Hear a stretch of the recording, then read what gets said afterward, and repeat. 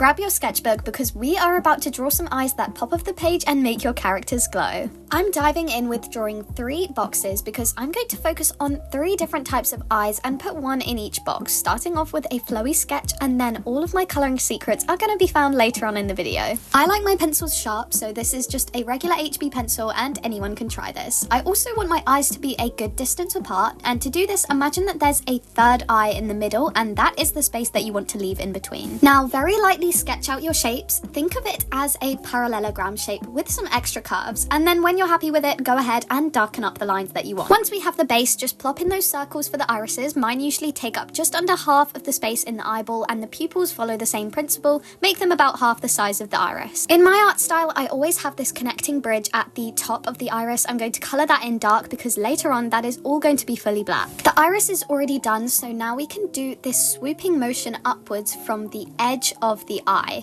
As you can see, I'm just following the lines that we already have and extending them out, then connecting it back along the top, and that's going to give you a winged eyeliner effect. Shading that in so that we know it's going to be black later on, and now we move on to the actual eyelashes. Follow the original curve of the eye and swoop downwards, then connect that back to the eyeline. We're going to repeat this process along the length of the eye, just adding in these sort of cone-shaped spikes. Doing the same thing, don't stress about them being too perfect, and then once we get to the inner part of the eye, I change the direction of the swoop and have them swooping inwards instead, and that's just the effect that I like. I love lower lashes just as much, so we're also putting in these long swoops at the bottom. I have the most prominent ones in the corner, and then they get smaller as you get back into the center of the eye. I know this is all very quick, feel free to pause the video. However, we are going to do 2 more types of eyes, so you're going to see this process all over again with a few different tips. The first pair of eyes were the average set that I usually draw, but these are a lot more downturned. I think they can be super adorable, very cute, and some people might call them doe eyes, especially if they're brown, and I am, spoiler, going to colour these in brown later on because I just think it's such a cute combination. Essentially, we're doing the same technique as the first, it's just everything is swooping a lot more downwards and the corner of the eye is going to be a lot lower.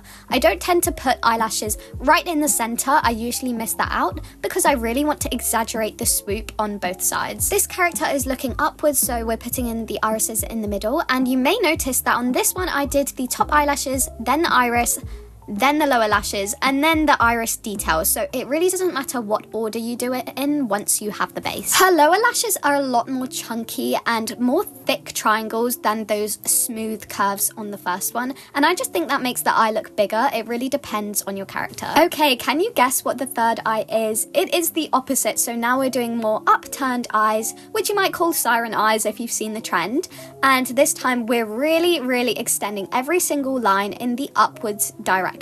I won't lie, these ones were giving me a bit of trouble. I didn't think they looked very symmetrical. However, in general, with the technique of drawing both at the same time and slowly building them up on each step, you're going to have more symmetrical eyes than if, for example, you draw one eye fully first and then the other one. A lot of beginner artists do that, and trust me, it is not worth it. I used to do the same thing and always ended up covering one eye with hair or making her wink just because I couldn't match them up. So make sure you build them up equally and at the same pace. Now that we have our 3 sketches, we are moving straight onto colouring, and no, we are not doing line art yet. That is coming at the end, and you will see why. This is why I said sketch lightly, because now we are rubbing it all out just so we have a very light guideline to colour over. If you're drawing a full face, I really recommend colouring in the skin first like I am, because it allows you to focus completely on the eyes and know that they're not going to get ruined by everything else because they are the last thing that you're focusing on. This is one of my main secrets to making the eyes pop off the page. We're just darkening up the outside, so on top and beneath, just use a slightly different colour than your main skin colour and darken it all up. If you have biros or coloured pencils, you can do this technique. I usually use pink, brown, or even purple,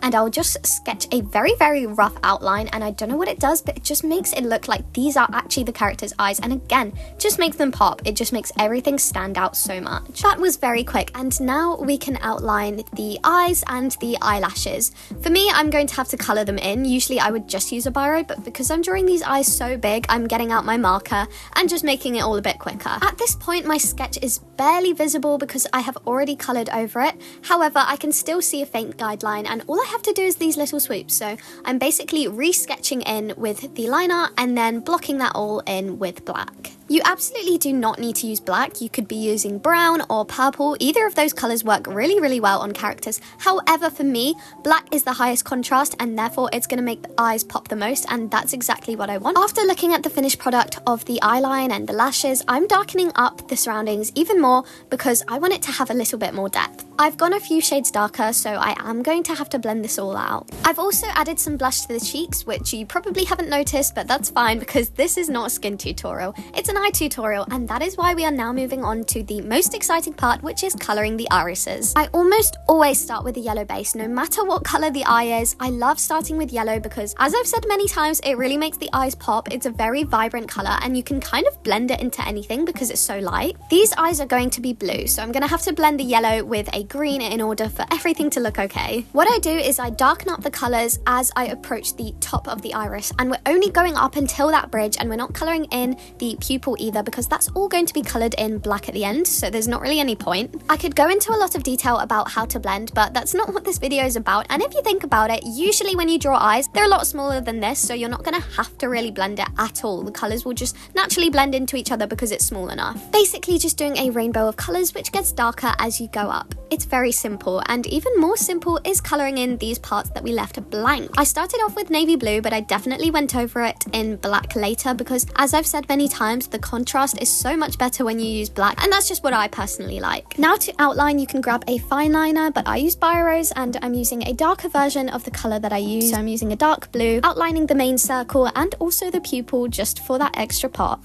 I will admit I got a little bit carried away and added some hatching with my biro, and then I also went back in with some markers and added some little dots or bubbly effects in the eye. I don't know if I like it or not, but you can always feel free to experiment and add different shapes inside. We will be returning to that fun part of the eye later, but first we've got to do something a little bit more boring, which is colouring the whites of the eyes. And why are we colouring them if they're white? Well, this is just shading. We're extending from that black bridge over the iris, and we're using grey to continue on that shadow and just give more depth so the colour really pops in the other part. And again, I'm just going to blend that out. I've done a dark part, a light part, and we're using a medium colour to blend it all together. Then I blend a little bit on the side as well, just because I really want that 3D look, but you don't have to. Highlight time. This section is very quick, so what I do is one big circle in between the bridge and the pupil. After that, I sort of just freestyle, and one thing I really like to do is have a highlight on the outline of the eye. Something about it just really makes those eyes pop. I'm gonna say that so many times, but it's true. This step isn't necessary, but I thought my eyes needed a little bit of a purple tone just at the top underneath the lashes. And yeah, I think we are basically done with this set of eyes. Now the skin is very plain, but as I said, that's not the focus. This is how the finished product looks, and now it's time to move on to our other eyes. Now you've already seen me colour in a lot of detail, and honestly my process doesn't differ that much from eye to eye. They're all very similar, just changing colours really. However, I still want to chat to you guys, so I'm going to talk about my process and also throw in a couple of hints and tips along the way. First, let's address these dry markers. Honestly, this was awful. The scratching sound,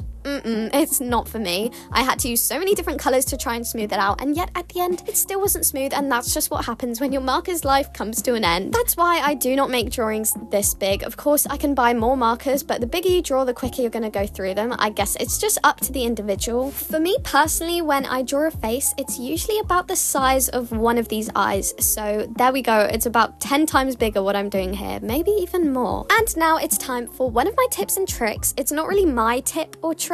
This is from another artist. Well, a lot of other artists do this, but the main one I'm referring to is Lavender Town. She is one of my favorites, and one thing that she does is change the pupil from a circle to different shapes, and sometimes she does it with the highlights as well. One thing I do like that a lot of artists do is do heart shape highlights. I think it's so cute. I have done star shapes in the past and things like that. It really just adds to your character. Another tip that I actually do myself sometimes is making the eyelashes and the eyeline a completely different color. So instead of black, you might choose purple, you might choose dark blue, you might choose brown. However, you could also go a little bit more crazy and do something brighter like pink, yellow, white, or green, literally anything you want. It completely depends on your style and your character. For me, I mostly do just stick to black because, as I said, it's the highest contrast and I just love how it pops, and I'm pretty basic. That's the easiest answer, but I definitely love when other people try it out. You can really see the yellow shining through when I do brown eyes. I just love it. It makes it look like they're glimmering in the sun sun makes them really bright. However, do not forget about super dark colored eyes.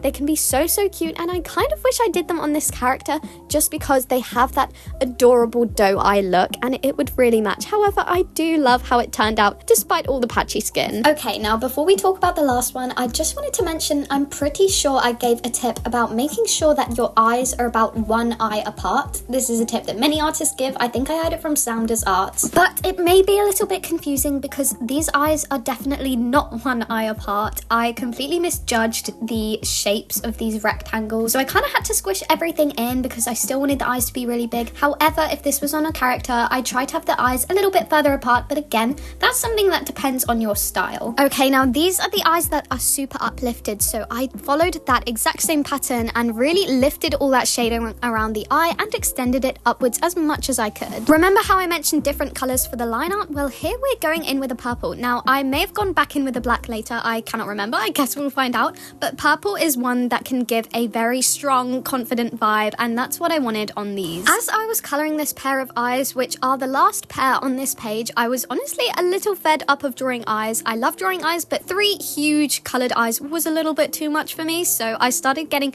really messy. However, I also love this look, so that was not a problem. These eyes are green. As you can see, I've still gone with a yellow base and sort of just covered it up with all the darker colors. I also tried to make the irises green, but I ended up not loving that, so I did darken it up later on as well. So basically, I've done the 3 most most common eye colors, which are blue, brown, and green. Obviously, darker eyes can be considered black, but I guess they kind of fall under the brown category as well. So other than that, these are your basic colors. Yes, I make them a lot more vibrant than they might be in real life, but that's how I like it. So just don't forget that you can also change the color of your pupils. You could literally do any color you want. I do love doing gray eyes as well. I think they are so unique, so definitely try that out on your characters if you haven't. And yeah, that's about it. My process was slightly different for each one because they are different eyes, but you get the gist of it, and I hope that helped. If you have any more questions, leave a comment and I will definitely reply to you.